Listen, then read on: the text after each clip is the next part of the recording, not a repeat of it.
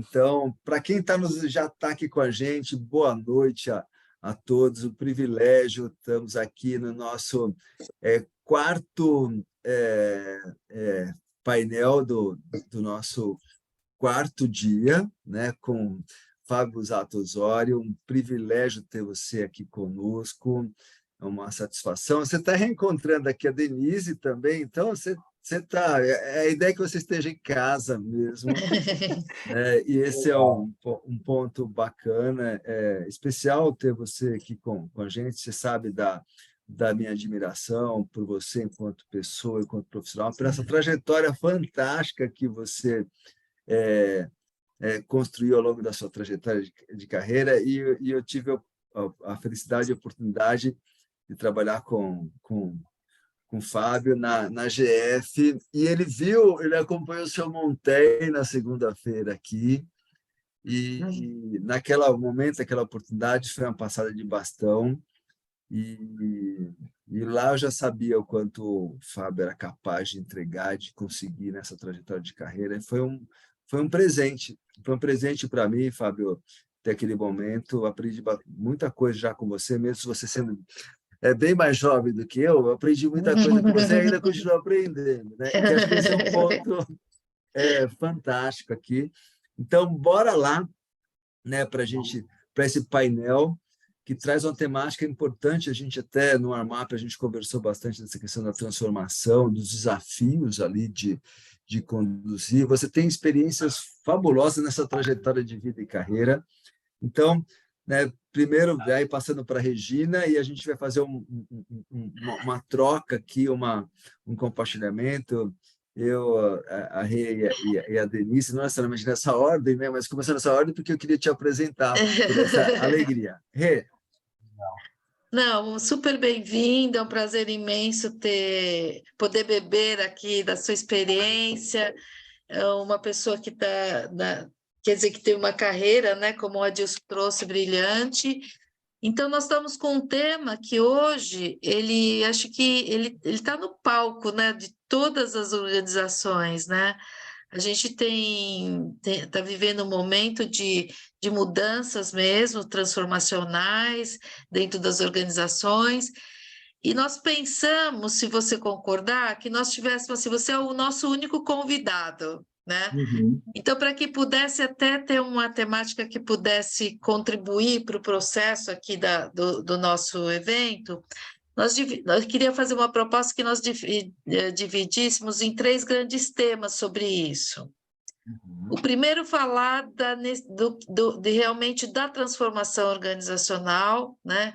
Como ela chega, como acontece esse processo dentro das organizações, se é de fora para dentro, de dentro para fora. Então, falar da transformação do contexto que nós vivemos hoje seria a primeira rodada, digamos assim.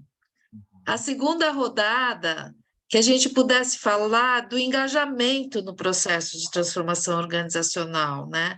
Esse grande desafio do ponto de vista do engajamento das pessoas, de preparar as lideranças para isso, né?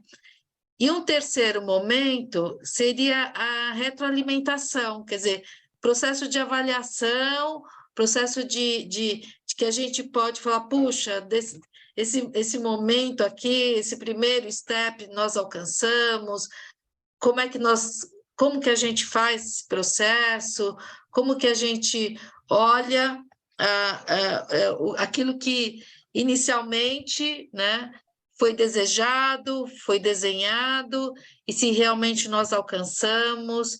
Então, nós tínhamos imaginado fazer esse movimento. Se para você tudo bem, Claro, e trazendo as suas experiências nesses três grandes rodadas, seria excelente. muito bom.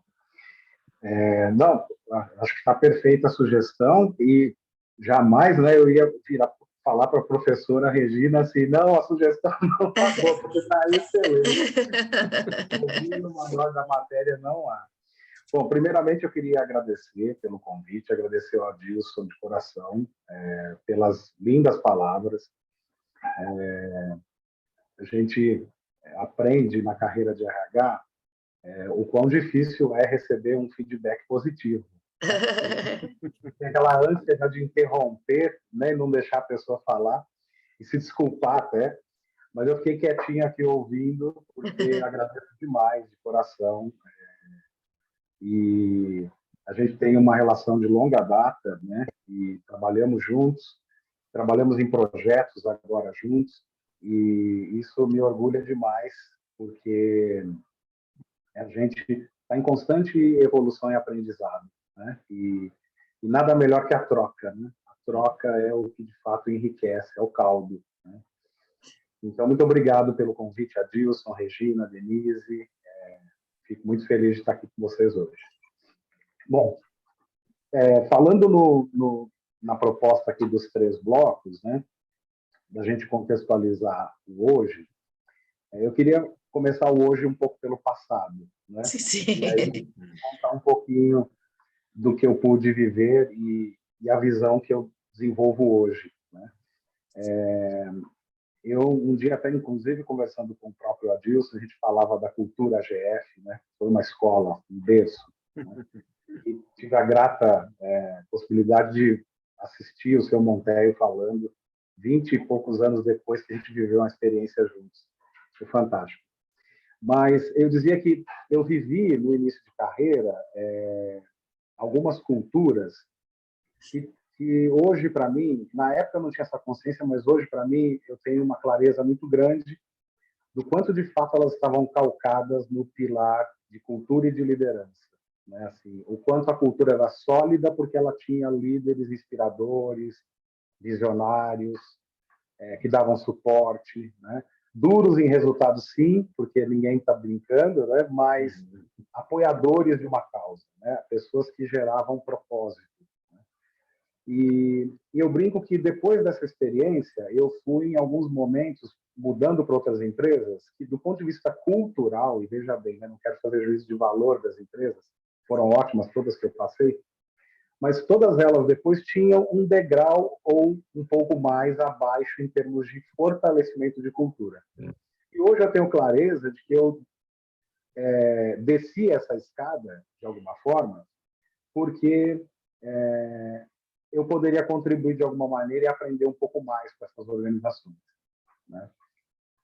E então, quando eu chego para os dias atuais, vejo que todas as experiências acumuladas em ver como as organizações, o quanto elas colocam muitas vezes um propósito externo e tem muita dificuldade de realizar isso dentro. Né? E a chave da transformação, normalmente, ela vem quando os líderes começam a perceber que, mais do que afetar o negócio, a cultura que a empresa tem no momento começa a se tornar não mais um ativo e um valor, mas sim um impeditivo para o próximo passo. Né? E aí, remetendo um pouco à história da entropia, né? Eu não quero, longe de mim querer ser técnico aqui, mas não sei se toda a nossa está embasada no tema ou conhece o tema, mas entropia é um termo importado da física, né? que remete, de fato, à desorganização celular, né? Ou molecular. Então, é a capacidade dos átomos, íons, irem mexendo dentro de uma matéria e mudando a sua forma no final. Né?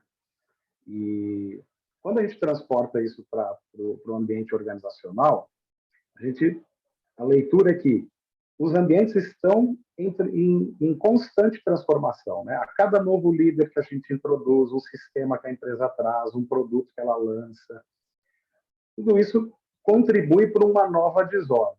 Né? Que, falando assim, parece duro de ouvir, mas essa desordem é porque, se bem gerenciada, né, com alguns ingredientes culturais importantes, a companhia obtém sucesso. Né? Ela se renova, ela se transforma, ela se fortalece e vai dando os próximos passos. Mas todos esses elementos vão introduzir, naturalmente, uma nova desordem. Né? E aí vou falar da minha experiência. A cola que eu entendo, a amálgama, né, que pode selar esses sucessos, ela está baseada no diálogo, na confiança e na capacidade de agir, né, da companhia. Então, as empresas que estão nessa dificuldade de transformação e que, através do diálogo, percebem, tomam consciência de alguma forma de que a desordem que está sendo promovida não consegue, eles não estão conseguindo gerenciar e conduzir, as empresas que percebem isso normalmente elas buscam algum caminho por meio da liderança para se reorganizar, né? E para poder de alguma maneira resolver seus problemas, melhorar o produto do cliente, enfim, melhorar o clima interno. E isso na prática parece aqui assim didaticamente, né? Parece relativamente simples, mas quando a gente vai para a prática, o que a gente quer dizer, né? São aquelas decisões que a companhia toma, os líderes tomam, que geram disputas por espaço, né? Que geram muitas vezes disputa por motivos que não são convergentes, né? E essas entropias elas vão gerando desgastes de relacionamento, falta de confiança, baixo nível de diálogo, e a companhia tende muitas vezes a começar a viver um terremoto interno, né?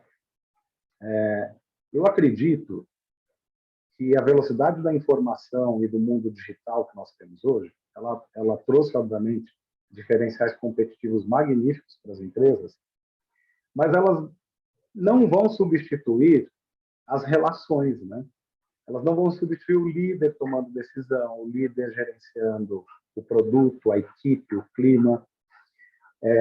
E, por vezes, as companhias negligenciam isso de forma inconsciente, né? Mas negligenciam, porque elas acreditam que estão tomando decisões calcadas no sistema, no resultado, no processo, e as pessoas estão ficando de lado, né?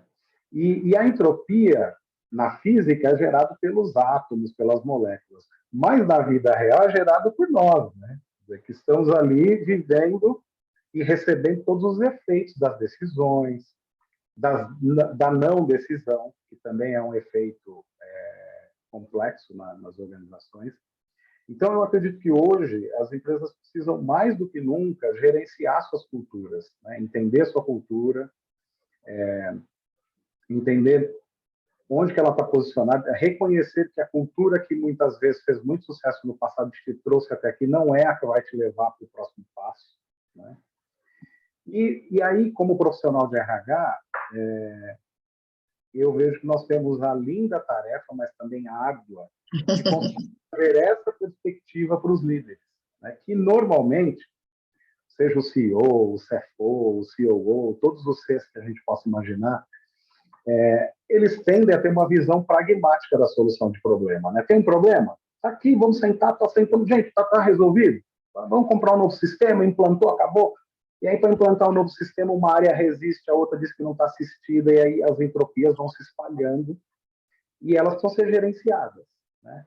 De novo, remetendo, gerenciadas com confiança, com diálogo, né? E com atitude. E aí está a dificuldade, né? Felizmente, para nós que militamos nessa área, né? Nós estamos ali para tentar, em primeiro lugar, promover essa consciência, né, na organização. E porque é a partir da consciência de que temos um problema, que a gente, de fato, pode dialogar, pode discutir. A busca da confiança, que parece algo muito simples quando a gente fala, né? Até etéreo, né? Eu sei que essa é uma missão em glória nesse sentido, né? A gente dizer para pessoas pragmáticas, falar sobre cultura, sobre liderança. Olha que loucura, né? Para quem ouve assim, né, uma pessoa muito pragmática, quando você senta a primeira vez, eu tenho certeza, o Adilson está se divertindo ali, porque ele com certeza se deparou com milhares de situações, Denise também, Regina, a gente sentar e falar, olha, a gente tem alguns problemas aqui na cultura e nas relações com os líderes que a gente precisa trabalhar. E a gente, invariavelmente, é visto com aquele olhar assim,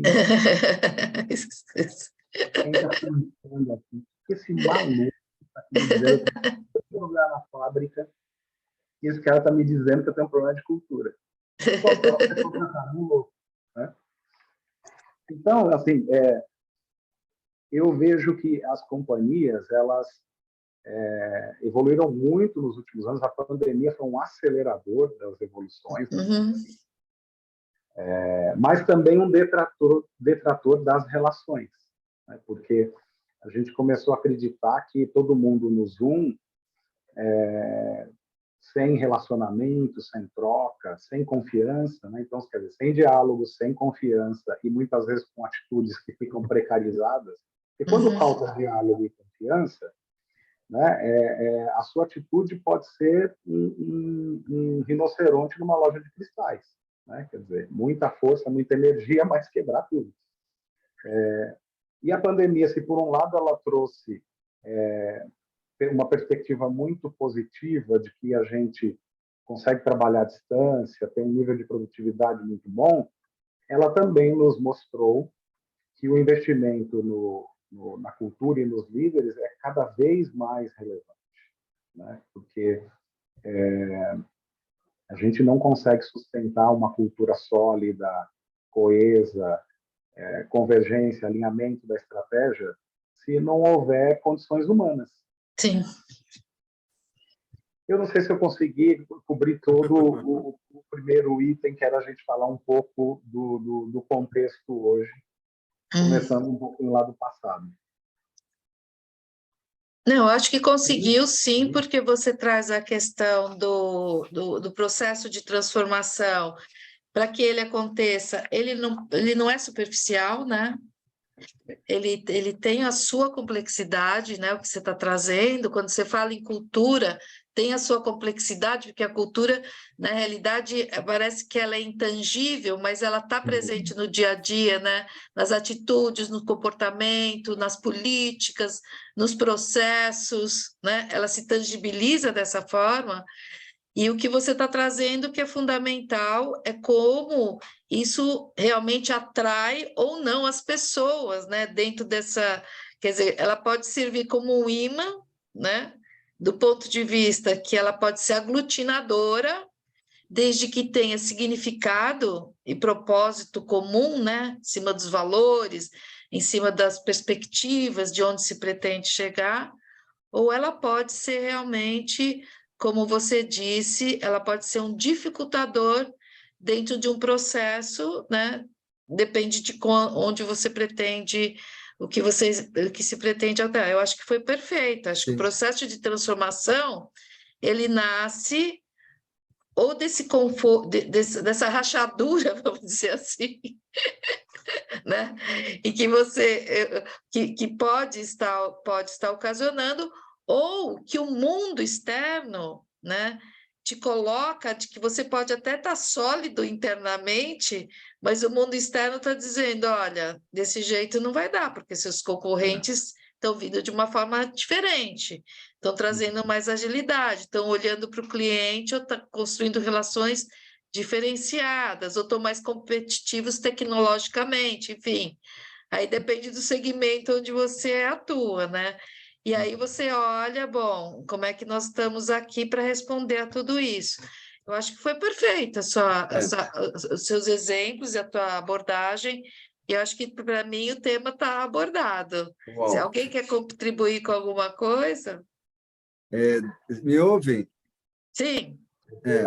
Uma questão que o Fábio traz ali, que ela é fundamental, é de olhar para esse processo da entropia, onde ela tem a maior concentração, né? E aí eu fui pegar um gancho com o comentário da Raquel aqui, e a liderança ela parte do que impulsiona, do que limita esse processo, né? Impulsiona a entropia ou ela desfaz esse processo para o processo acontecer mais forte. E aí, eu imagino o seu grande desafio, que é, Fábio, da sua equipe, da organização, com a empresa do tamanho que você hoje está, né? Então, o quanto isso vai colocar, que tem a ver com a segunda e terceira etapa dessa nossa conversa, né, de quanto isso é dimensionado, né? Porque você fala assim, olha, eu tenho uma empresa de 50 colaboradores, eu tenho uma empresa de 60 mil colaboradores. Então, esse processo vai requerer muito mais, né, das áreas estratégicas, como a RH, e das demais áreas, porque eu tenho lá um eixo que vai mobilizar isso, que são as lideranças, né? E o desafio é exponencializado quando você pega essa questão. E o ponto que a gente sempre vem discutindo, que é o como é importante procurar levar isso para a cultura, né? Porque aí, se isso tiver relativamente mais resolvido com a liderança, o processo tende a criar mais fluidez. Se não tiver, esse é um dos pontos desafiadores. Mas eu só queria fazer uma somatória nessa fala e também trazer para a gente entender, né, o tamanho dos desafios, e você veio tendo a trajetória trabalhando em empresas grandes, né? Assim, como você, primeiro, mudança pouco é bobagem, né? Porque assim, e desafio pouco também é bobagem. Então, você, poxa, e tem uma qualidade que eu vi no Fábio quando a gente se conheceu há muitos anos atrás, que era a sua capacidade, né? Não estou que você tem formação em direito e outras áreas ali, que é do argumento. Então, isso me faz olhar no tempo lá, e quando eu estava ali montando algumas coisas com o Fábio, assim, eu tinha que ter um argumento para ganhar espaço com ele, e ele, naquele momento, da minha trajetória, ele era apenas o meu aprendiz. Né? Não, assim, aquilo me exigia, mas era algo estimulante. E acho que esse é um ponto importante, porque quando você leva o outro para trazer o argumento, mas você não descola ele de você. Você traz ele para você, e acho que eu vejo essa como uma das grandes qualidades que talvez você, não é que você não tenha noção, mas que é uma força que te leva a promover esse processo de transformação, Fabiano. Então, era só um comentário ali, uma questão, voltamos lá, e super bem respondido, obviamente. Muito bom. Não, sim. Não, pode falar. Diga lá, Regina. Não, o que você trouxe, né, dando continuidade ao que a Dilson está falando, do processo, porque a organização ela é sistêmica, né? A gente tem que ter um olhar holístico sobre ela, né? Então, na realidade, identificar, como você trouxe a questão da liderança, acho bem importante, identificar, né, dentro desse processo holístico, onde que eu atuo, que vai ter alguma harmonia em reproduzir isso, né, é fundamental, né? Então, quando você estava trazendo a questão da transformação e olhar a liderança, e dentro disso, como trazê-los a partir do mindset, dos diferentes, né? Do pragmatismo para conduzir um processo que ele é pragmático, mas ele tem a sua subjetividade, né? Então, acho que a gente vai entrar na temática 2 aí, que é a questão do engajamento, né? Como que você vê isso? O que você pode contar para a gente do que você já viveu, né? E aí, colocando uma pimenta nessa conversa que está muito boa, com tudo isso, mais a diversidade de cada negócio, né? Em uma empresa só, com diversas características. Exatamente. É Isso é isso. uma É palavra verdade, legal, Você né? entendeu, Só Fabiano? Você aumentou entendeu? a complexidade, Você ela só entendeu porque aumentou, você está né? sozinho nesse painel, né? Agora eu entendi. Tá sozinho? Não, a gente está junto. Não, assim, só tem ele como convidado. Você sabe que, André, hoje eu tive uma oportunidade de participar de um almoço de um fornecedor nosso. Eles estavam comemorando também e eles trouxeram a Vera Magalhães, do Roda Viva, para um pouco sobre o contexto atual, política, economia, enfim. Ela fala muito bem sobre várias coisas. E foi inevitável ela falar do Roda Viva, né? E então eu estou me sentindo aqui no Roda Viva, estou super confortável. Né? Eu gosto de falar pouco, né?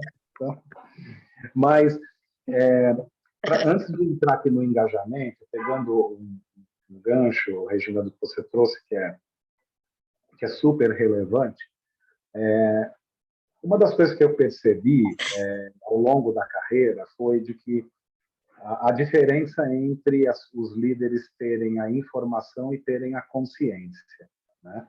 Então, eu percebia que eu chegava em organizações e cumpria aquele papel inicial, né, de integração, em que você senta com cada diretor, a maior parte dos gerentes, alguns coordenadores, enfim, você entrevista as pessoas, é um hábito que eu também tenho, para entender a cultura de uma forma mais rápida. E é curioso que no campo da informação você colhe um acervo gigantesco de problemas e de caminhos para a solução. Então, as pessoas detêm a informação, né? Agora, o como caminhar de A para B, né, que é, ou seja, da cultura atual para uma cultura desejada, é que começa a travar o processo, porque aí, se não há consciência, as entropias vão se formando, as resistências, né? E aí isso me remete a uma grande organização que eu trabalhei e tive a oportunidade de fazer um projeto de transformação cultural que durou praticamente 2 anos de processo, né? E quando ele iniciou, havia uma total informação linear na diretoria, ou seja, todos tinham a informação de onde estavam os problemas. Era uma organização tradicional, muito tempo de história, de vida, né? Uma organização reconhecida, com muitos valores, enfim, com um produto muito valorizado no mercado. Mas, quando nós começamos a trabalhar o projeto, partindo da liderança, né? Porque não há como falar de cultura sem liderança, não tem Sim, como sim. associar, né? A gente percebeu que a consciência ela era baixa, né? E que as dores da transformação, e elas são doloridas, né? Porque elas requerem que a gente entenda onde está, entenda onde queremos chegar e traça esse caminho. E esse caminho será um caminho de mudanças de crenças, de novas atitudes. E o famoso walk the talk, né? Quer dizer, a coerência entre discurso e prática, começa a pegar, porque se eu tenho eu concordo com onde estamos, concordo onde quer chegar, mas discordo do como, da caminhada. E a gente aprende na caminhada, né? Então, se eu discordo e me mantenho, num primeiro momento, pseudo-engajado, né? Por que eu digo pseudo-engajado? Porque quando você coloca todo mundo na sala, ninguém vira e fala, eu sou totalmente contrário ao que vocês estão colocando, né? Uhum. É uma tendência humana, inclusive, mesmo que eu discorde de algumas coisas, é dizer que concorda, que acha que mas, aí com a vírgula, né? Olha, temos que ver isso, aquilo. Sempre a gente se depara com aquela série de frases. Eu acho que a empresa não tem maturidade ainda suficiente para fazer isso, essa transformação que vocês estão querendo. E eu costumo sempre dizer, falar, olha, de fato não tem, mas se nós não iniciarmos, a maturidade não Não chegará vai nunca. chegar nunca. A gente vai estar sempre correndo atrás da maturidade e a maturidade está lá na frente, né? Uhum. É preciso dar o primeiro passo e é preciso tomar consciência, porque uma vez que a gente tome consciência, o processo de engajamento inicia, né? E é claro que é uma decisão pessoal, né? O CEO vai fazer o papel dele quer dizer, deveria fazer, né? Porque nós, como RH, a gente vai chegar lá e falar para ele, olha, seu papel é muito relevante, você tem que reforçar para onde vamos chegar, inspirar as pessoas. Agora, a decisão de engajamento é personalíssima e íntima, né? Quer dizer, eu decido se quero realmente fazer essa caminhada ou não, né? E nessa companhia, quando nós fizemos o assessment de cultura, a gente identificou claramente como era e para onde queria ir. Depois fomos para a etapa de investigar a camada da liderança, né? As fortalezas que eles tinham. De fato, o projeto era calcado em trabalhar potencializar aquilo que há de melhor no grupo, caminhar em convergência com o objetivo. Mas a gente também não pode deixar de dizer que a companhia precisa ter instrumentos e parceiros para conseguir identificar de uma maneira muito clara como é que está o ritmo do engajamento dos neutros e também daqueles que não concordam, né? E aí começam as dores, né? Porque nós não somos capazes de engajar alguém só repetindo para a pessoa no campo da informação Sim. o que se espera, né? E mesmo que ele tome consciência, é humano, né? E eu diria que até natural, que eu posso tomar consciência e dizer, mas não é o caminho que eu escolhi para mim, né? Então, quando nós nos deparamos com esta realidade, nós percebemos que os muros da resistência eram muito mais altos do que a gente imaginava no início, né? Então, a dedicação, o empenho da alta liderança é fundamental nesse processo, né? Porque se não houver um engajamento genuíno, né, e nós teremos recaídas na caminhada, né? Eu digo que a gente sempre tem que claramente entender que o efeito serrote, né, sobe e desce, vai acontecer, né? Ninguém se plenamente sai de peito aberto fazendo tudo, a hora que a mudança bate nele, ele fala, não, eu estou engajado com mudar o do pessoal lá, o meu aqui não. Então, se nós estamos trabalhando um pilar de líderes que promovam diálogo, que estejam próximos das equipes, que trabalhem mais em rede, menos em hierarquia, que é uma das questões muito comuns atualmente, não é simples transformar um líder que criou todo um modelo mental de comando e controle, por exemplo, que é um meio prático, rápido, né, e desengajador, no geral. Não é simples a transformação de um líder que comanda a equipe desta forma para um líder que tem abertura para o diálogo, que tem um nível de tolerância maior ao erro, né, que não promova mais entropias do que a organização e a caminhada para o objetivo que foi traçado. E eu percebi nessa caminhada que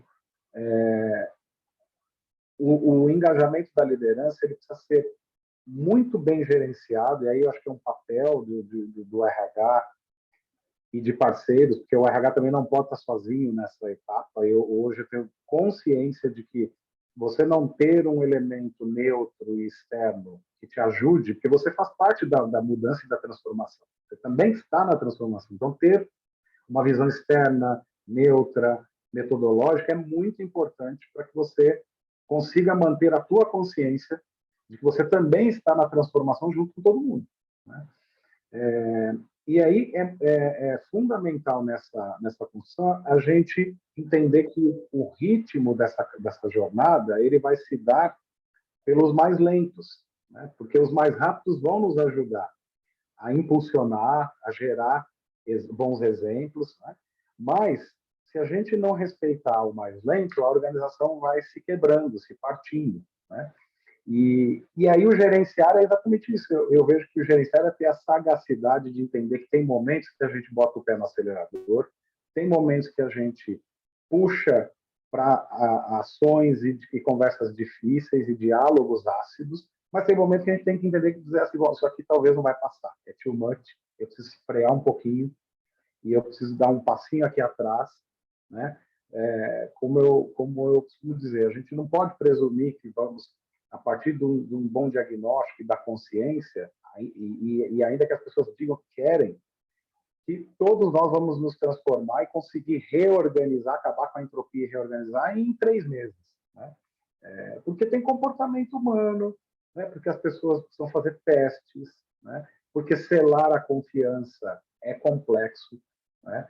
E aí, complementando o tema do engajamento, aí minha crença, né? Eu não consigo hoje enxergar, construir um ambiente plenamente favorável de engajamento quando a confiança ainda é baixa, né? Eu não diria quando não tem confiança, porque não é binário, né? Ou tem ou não tem. A gente, por vezes, tem um grau de confiança mais baixo, que gera mais entropias, porque as pessoas estão desconfiadas da agenda do outro, né? Quer dizer, será que, de fato, essa transformação proposta é para isso, né? Nessa organização eu cheguei a ver, foi muito curioso, aprendi muito sobre isso. Nós fizemos um acesso de cultura, todo mundo, que legal, eu vou poder meter o pau, falar tudo que eu vejo errado e tal. E foi muito bom. Quando nós fomos para uma etapa de ter um diagnóstico melhor dos valores e das competências do líder, aí já começava aquela conversa de corredor. Mas será que esse pessoal está falando com esse negócio de cultura, mas no fundo eles querem avaliar os líderes e ver quem eles mandam embora e quem fica? Então, veja, esse é um exemplo simples, né? Mas que é normalmente a primeira barreira do engajamento, né? O líder fala, o CEO falou isso, esse cara de RH está falando aí de cultura, esse negócio cremoso, mas será que de fato eles...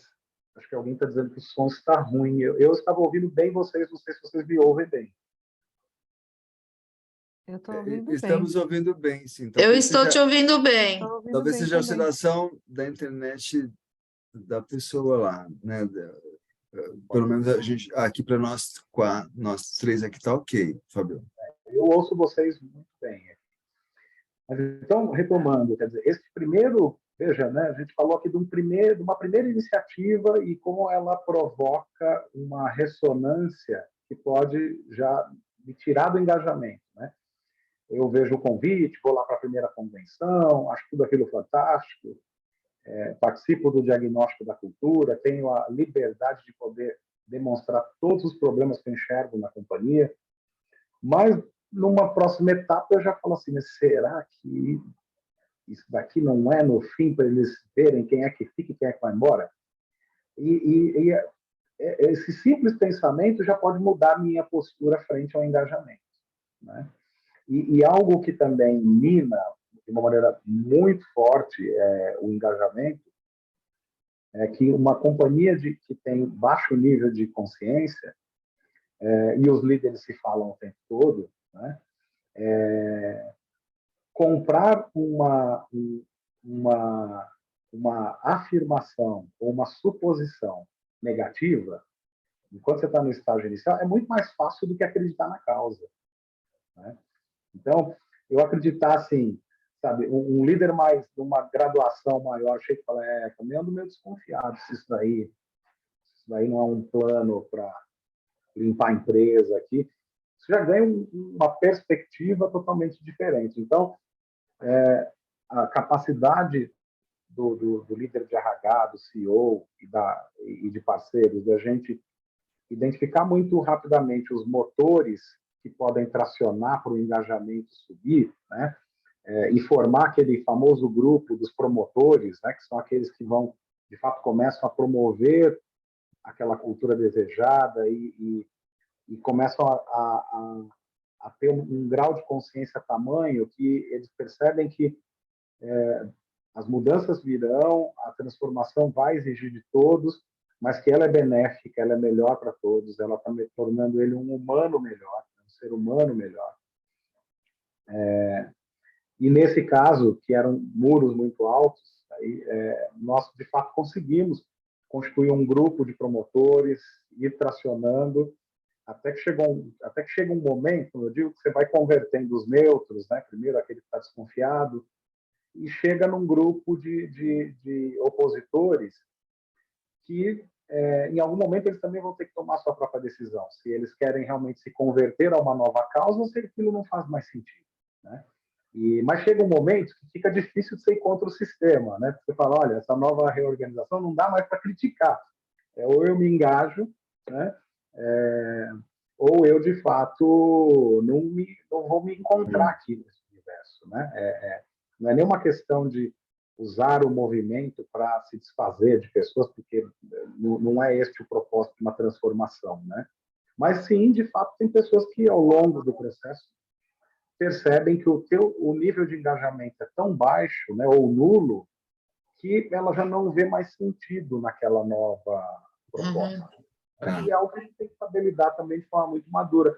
Nem todos, de fato, vão se engajar, né? E isso faz parte do processo.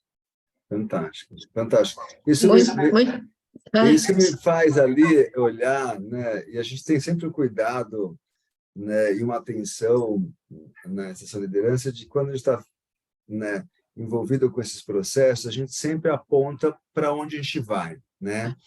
Então, quando a gente fala de assessment, a gente fala de acesso para desenvolvimento, né? Porque o nome só ajuda. Então, de como você reduz aquela entropia que naturalmente já viria, né? Que é essa.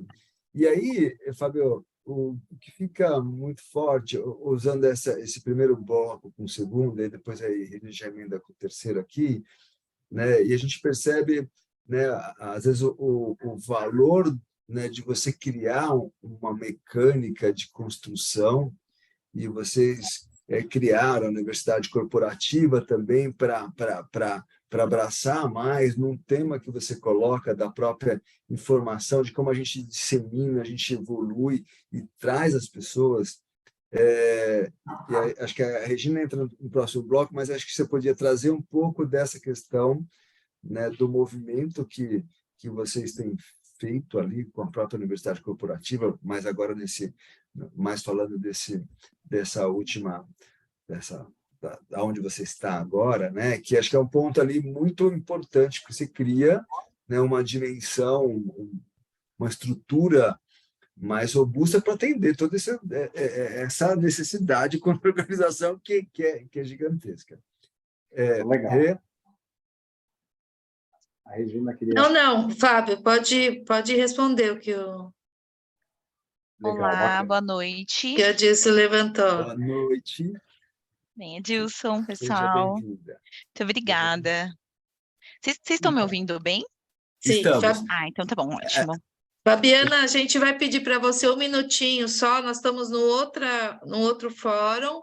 Seja Terminando. bem-vinda. E a Obrigada. gente vai pedir só para vocês mutarem, por enquanto, o fone, até nós terminarmos essa, tá bom? Já. Muito obrigada. Bem-vinda. Mas, falando um pouco da experiência atual, e você trouxe aqui um ponto acho que relevante, né?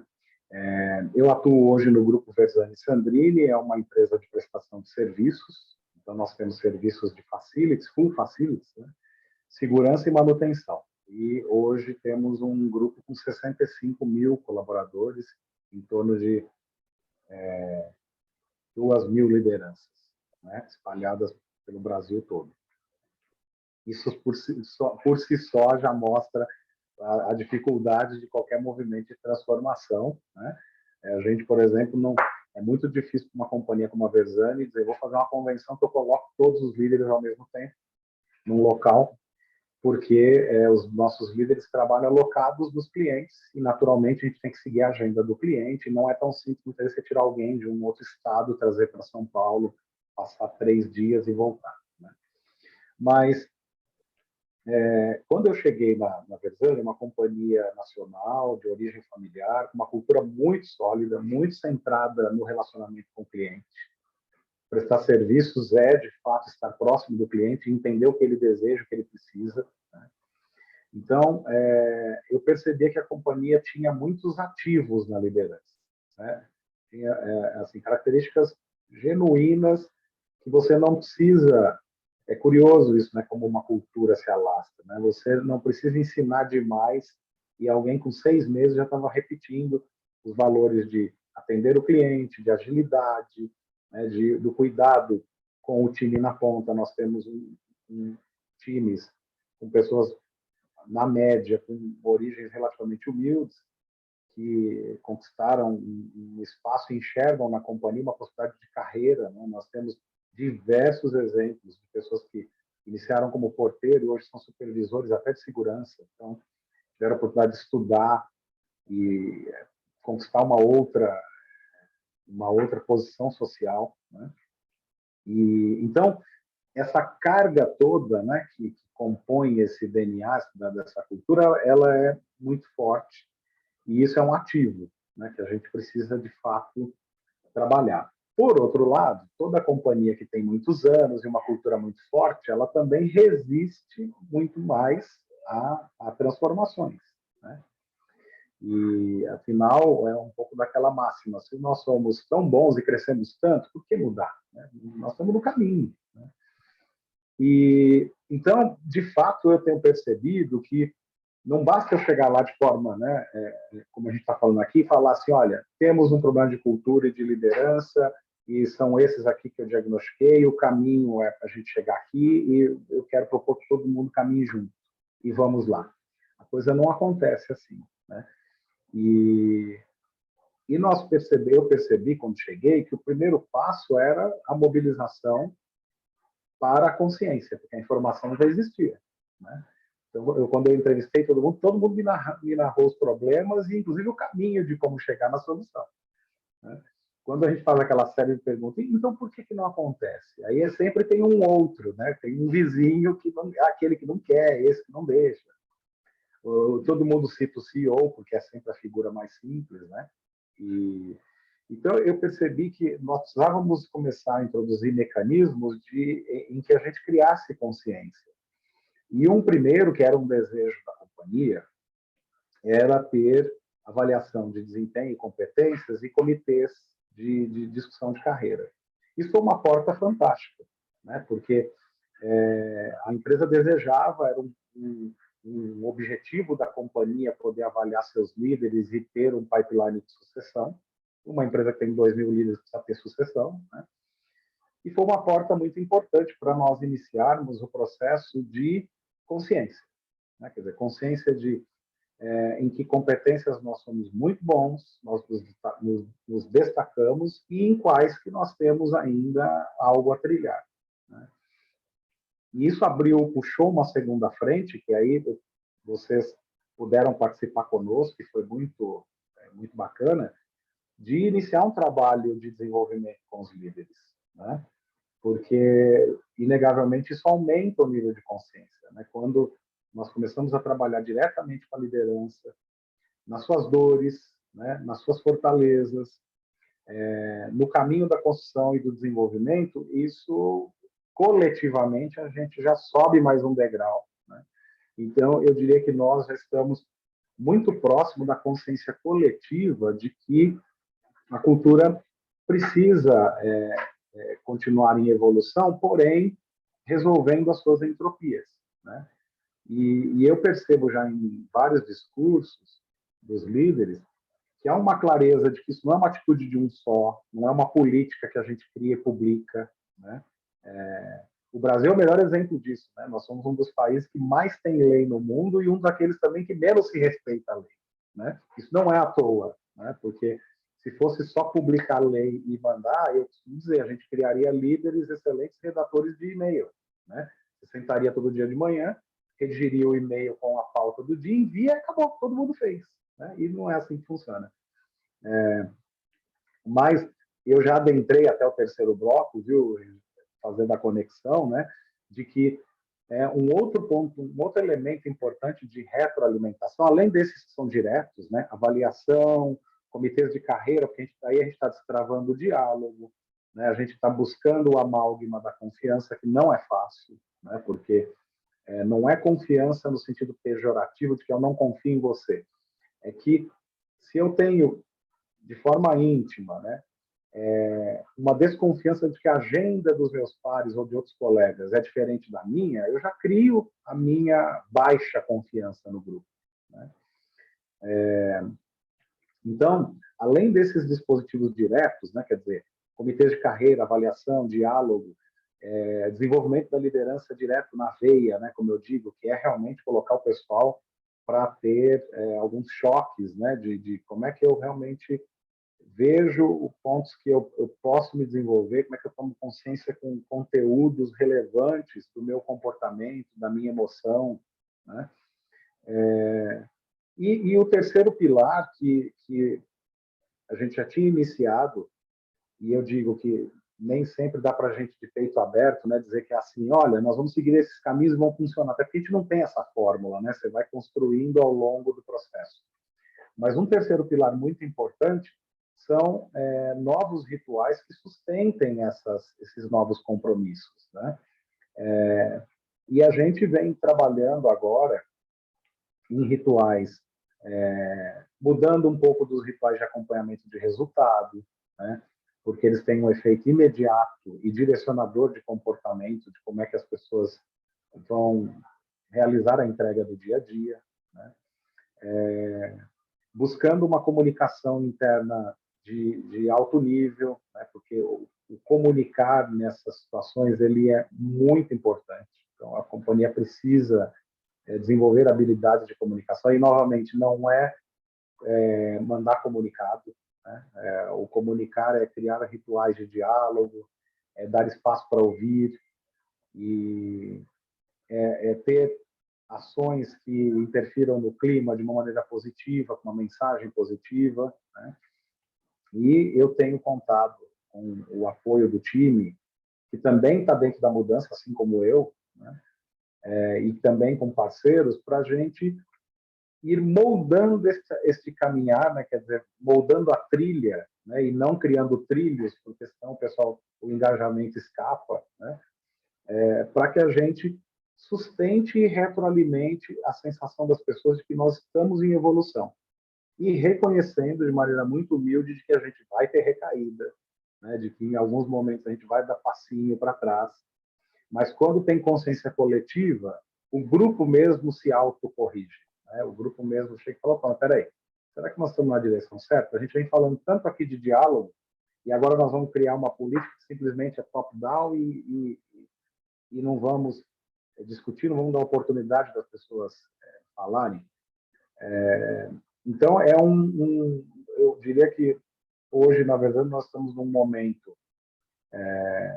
muito oportuno, dado toda a energia que a liderança tem, né, para dar passos assim mais largos, né, vamos assim dizer, em rumo a uma transformação sustentável, né? Porque não dá para a gente também ter revoluções, né, que seria, ou seja, aqueles choques, né, de mudança, que depois os rituais, né, os valores não são praticados. Eu sei que é mercedia aqui, gente. Vocês podem... Não, Fábio, é muito bom te ouvir. Tem vários Muito bom. elogios ali, trazendo essa sua bagagem, essa experiência. E eu, antes de voltar para a Regina, né, para a gente, né, concluir o painel aqui, tem um ponto que você traz, que ele acho que é o ponto, talvez, mais essencial. Você fala assim, a transformação passa por a gente também. Porque esse é o desafio, você vai mudar a sua casa, né? Vai mudar ali. Então, o seu quadrado ele é impactado, e isso tem uma mensagem importante quando você fala, porque às vezes você está no comando do processo de transformação e você mexe com todo mundo, mas não mexe comigo, né? Então, é uma incoerência. Então, quando você traz isso, você cria uma força propulsora no próprio ambiente, né? Então, esse é um ponto, né, bacana. Tá maravilhosa essa conversa, né? A gente pode ficar aqui Não, horas. é um ponto, e essa bagagem, essa experiência que é o grande mote, nosso propósito no fórum, Diferencial é de trazer isso, Fábio. E essa sua fala, ela tem um poder de influência, né, da própria reinvenção dos RHs, né? E esse é um ponto, passa por essa mudança, por essa evolução. E aí eu vou devolver para a Rê, a gente já está com as nossas duas convidadas do próximo painel, né? A Rê vai falar e depois você tem ali uma mensagem para deixar para os nossos participantes aqui. Quem quiser acompanhar depois o Fábio Zato, eu vou colocar aqui, se você me permitir, o link do seu LinkedIn para as pessoas te acompanharem. Super a pena, vale seguir este profissional incrível aqui. Rê. Não, acho que o que eu tenho mais a agradecer ao Fábio de ter trazido a sua experiência e a clareza dentro do processo, porque na medida que você vai discorrendo, trazendo, realmente você traz olha o que acontece, né? Olha o que a gente tem que aprender, né? Olha como é sensível todo esse processo e complexo, né?